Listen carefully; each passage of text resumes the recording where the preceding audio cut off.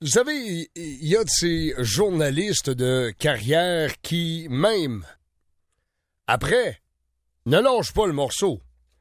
Et pour ceux qui ont suivi, entre autres, la carrière de Michel Morin, autant à la Société d'État, à TVA, Journal de Montréal, savent que pour Michel Morin, je pense qu'il y a un dossier qui va l'avoir suivi de nombreuses années, c'est celui d'Hydro-Québec. Et Michel Morin, sur son blog, nous allume sur une décision à venir de la Cour suprême le 10 décembre prochain. Et semble-t-il que cette décision-là pourrait coûter cher à Hydro-Québec, donc aux Québécois. Michel Morin, bonjour. Bonjour, Martin. Comment ça va? Ça va très bien. Il semble que la forme soit encore là, parce que, comme on dit, même si Michel Morin n'est plus toujours dans les médias, vous êtes collaborateur dans certains médias, mais on peut pas sortir le journaliste du gars, ça reste, là. Surtout pour un dossier de cette importance. Hey, écoutez... C'est quoi cette cause, Michel? Écoutez, voici ce qui arrive. Vous savez, le réseau de transport d'Hydro-Québec, là, je parle pas du réseau de distribution, mais les gros pylônes là, pour transporter l'électricité, là. Oui. C'est très important et figurez-vous que selon les prétentions et selon des jugements de la Cour d'appel du Québec, c'est pour ça qu'on est en Cour suprême, eh bien, il y a la moitié du réseau de transport d'Hydro-Québec qui est actuellement compromis par des servitudes illégales. Les servitudes, c'est là où passent les fameuses lignes.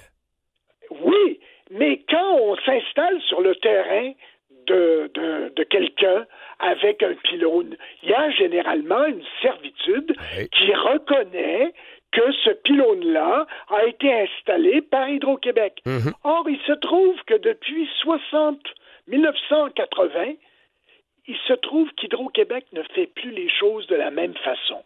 Oh. C'est-à-dire qu'il ne se prévale pas de servitude comme il s'en prévalait jusque dans les années 72.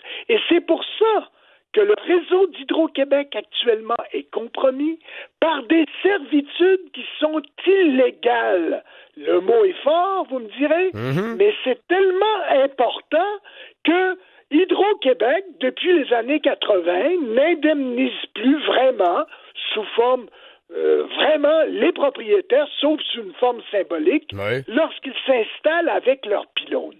Et pour vous donner un exemple très concret de ce que ça veut dire une servitude, je vais vous donner un exemple. Je connais une amie, moi, qui a acheté une propriété il y a quelques années dans la région de la Naudière. Oui. Un jour, Hydro-Québec arrive avec son camion et des gens s'installent. Et le gars va à leur rencontre et leur dit « Mais qu'est-ce que vous faites sur mon terrain?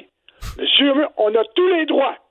Nous avons tous les droits, nous sommes Hydro-Québec, etc. » Le propriétaire lui demande « Mais avez-vous une servitude qui reconnaît ça? » Et Hydro-Québec, enfin le contracteur dit oui, absolument. Est-ce que vous pouvez m'attendre 5 minutes? J'allais chercher mon acte de propriété pour voir si vraiment il y a une servitude. Il revient au bout de 5 minutes et dit aux gens, écoutez, vous n'avez pas de servitude. Alors le gars d'Hydro-Québec lui dit, mais monsieur, votre notaire s'est sans doute trompé. Alors comme le gars a acheté multiples entreprises, il a dit, écoutez, j'ai un bon notaire, j'ai acheté de multiples entreprises avec lui et il n'y a pas de servitude et je vous donne 1 minute pour sortir de mon terrain et ne jamais revenir. Et ils ne sont jamais revenus. Mais Michel, c'est des prétentions d'ailleurs, puis ça date pas d'hier, parce que je me souviens à un moment donné qu'on a même évoqué dans certaines régions que l'intérêt d'Hydro-Québec est supérieur aux droits de propriété. Vous avez tout à fait raison. Maître Sonia Lebel, la procureure générale du Québec, est intervenue devant la Cour suprême avec un mémoire et c'est exactement ce qu'elle dit, mon cher Pelletier. Elle dit, c'est l'intérêt du Québec, c'est l'intérêt d'Hydro-Québec.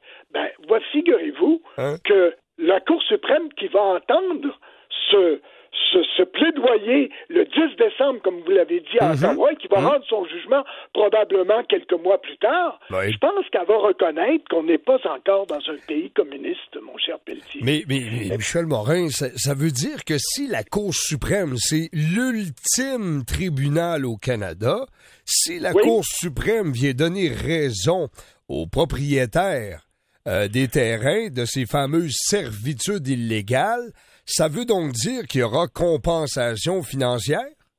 Mais bien sûr, Hydro-Québec a sans doute épargné beaucoup d'argent depuis le début des années 80 en n'indemnisant pas les propriétaires. On parle de la moitié du réseau de transport d'Hydro-Québec. C'est 37 405 lots. Il y a des propriétaires pour ces 37 405 lots. Ça, c'est la moitié. Tout le système d'Hydro-Québec repose sur 78 000 lots. Voyez-vous, c'est la moitié qui est compromis par des servitudes illégales où les propriétaires pourraient être éventuellement indemnisés. Et Hydro-Québec, il suffit de lire sur mon blog. Mon blog est facile à atteindre. Vous n'avez qu'à faire Morin Michel dans un seul mot, .info, et vous allez tomber sur le blog de Chamouchouane. Hydro-Québec a déposé un mémoire. Et pour Hydro-Québec, c'est une augmentation des tarifs d'électricité. Il faudra en refaire tous les actes notariés, etc. C'est considérable comme impact. Et l'Association canadienne de l'électricité est intervenue en faveur d'Hydro-Québec, mais elle n'a donné aucun exemple d'une compagnie qui, dans les autres provinces, se serait comportée de la façon dont s'est comporté Hydro-Québec depuis le début des années 80. Est-ce qu'il y en a? Je ne sais pas. Personne ne peut le dire. Ils n'ont pas donné d'exemple. Mais s'il y en a, c'est donc dans l'ensemble du système canadien. La Cour suprême est là pour protéger le droit. Qu'il s'agisse du droit civil ou du common law, les 9 juges sont là. Et figurez-vous que parmi ces juges-là, il y a un juge qui vient du Québec qui a fait l'unanimité et qui vient d'être nommé. C'est le juge Nicolas Cassirer. Et le juge Cassirer a donné 2 fois raison aux gens qui s'opposent. Ils sont qu'un petit groupe d'irréductibles. Il y a eu à peu près 300 propriétaires qui ont été impactés par une ligne, une des premières lignes depuis 20 ans, une grande ligne de transport dans la région des Hautes-Laurentides et surtout de la Naudière. Il y en a seulement 6 qui ont été poursuivis par Hydro-Québec et c'est cette cause-là qui est maintenant devant la Cour suprême après avoir perdu 6 fois en Cour supérieure. Le 10 décembre prochain, c'est la décision? La décision, ça va survenir sans doute quelques mois plus tard. Je serais surpris que la Cour suprême rende son jugement sur le banc. Mais c'est une cause immense. Écoutez, moi, vous l'avez dit, je suis à l'origine de plein de dossiers d'Hydro-Québec. À partir des contrats secrets dans les années 80, à partir du démantèlement de la centrale nucléaire, des trop perçus, des parcs éoliens trop coûteux. Je vous dis, c'est un dossier extrêmement important.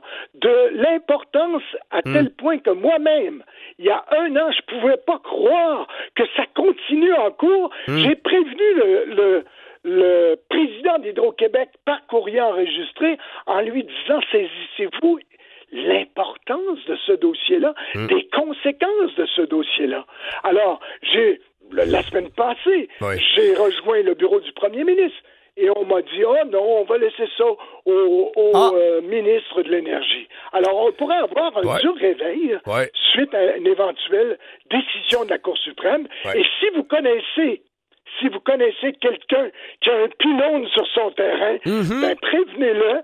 Dites-lui d'aller voir mon blog à morinmichel.info parce qu'il y aura peut-être de l'action au cours des prochains mois. Michel Morin, merci beaucoup d'être un allumeur de feu comme on les aime.